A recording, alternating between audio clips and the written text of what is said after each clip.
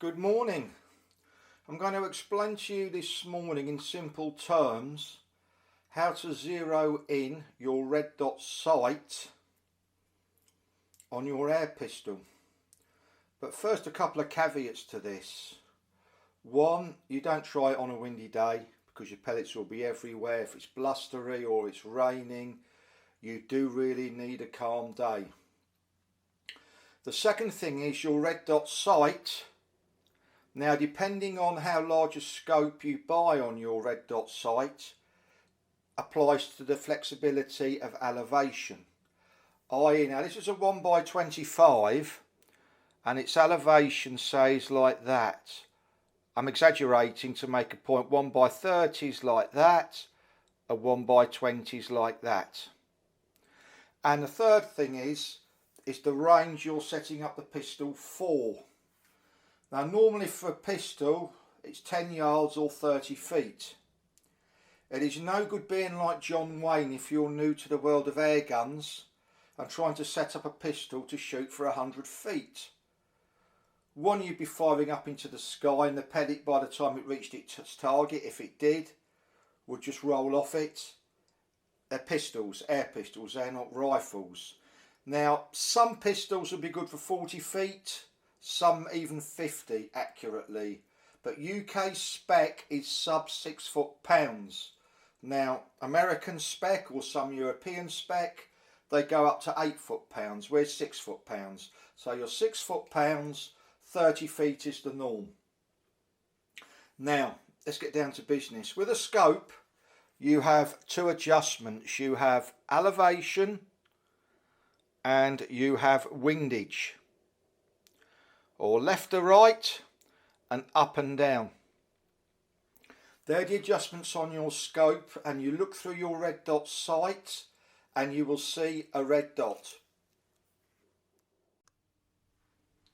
One thing I forgot to mention, which is a critical part of zeroing in a scope, is your pistol has to be rock steady. In between shooting a 3-group grouping and the adjustment, you do not move the pistol. That is so important, because imagine you do your group and you move your pistol a millimetre for the adjustment. A millimetre is an awful lot. Now, I've put this here as an example so everything is close up and you can see clearly. Your target sheet needs to be 30 feet away from the pistol. It can be 40 feet, but the set piece range is 30 feet. So you say, well, I want to shoot 40 feet. So when you look through your red dot, you lift the red dot up and accommodate the elevation distance. That is trial and error. Anyway, let's get down to business. So your pistol, holding it tight here, it's rock steady. You look through your red dot, you aim for the centre of the target. You fire a group of 3. You find your group of 3 ends up here. You then know you've got to change your windage, or left to right, to the left. So, looking through your red dot scope, it's either a left or right turn of the screw depending on the sight you have. Looking through, keeping the pistol in the same position you fired that 3-shot burst. You move the red dot, turning the screw, looking through the scope to here. You then know you've got to change your up and down or elevation. So, looking through your scope, keeping the pistol as steady as it was when you fired these 3 shots, aiming at this target, you adjust the elevation, turning the screw left or right depending on the scope, till the red dot lines up here. So you've had to adjust your left and right and your up and down, or your windage and your elevation.